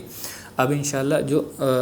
یہاں سے نکلے ہیں، جو جرنی ہے وہاں تک تبوک تک پہنچنے کی، انشاءاللہ اس کے سارے واقعات کوشش کریں گے ان ساروں کو ایک ہی کے اندر کلیکٹ کر کے ڈسکس کر لیں. اور اس کے بعد انشاءاللہ جو ریٹرن جرنی ہے، جب رسول اللہ صلی اللہ علیہ وسلم واپس آتے ہیں اس کے بعد جو واقعات ہوئے ہیں، کافی بڑے بڑے واقعات ہیں، انشاءاللہ اس کو ایک ہی کلاس کے اندر ڈسکس کر لیں. اور اگر پھر بھی کچھ واقعات بچ جاتے ہیں، اگر کور نہیں ہو پائیں گے،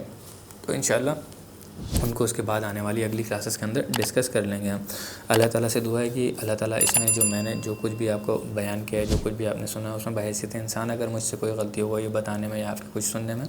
تو اللہ تعالیٰ ہمارے دلوں سے اس کو معاف عطا فرمائے. اللہ تعالیٰ مجھے کہنے سے زیادہ آپ کو سننے سے زیادہ عمل کرنے کی توفیق عطا فرمائے. آمین یا رب العالمین. سبحانک اللہم و بحمدک، اشہد ان لا الہ الا انت، استغفرک و اتوب الیک، وما علینا الا البلاغ المبین. جزاکم اللہ خیرا و احسن الجزاء.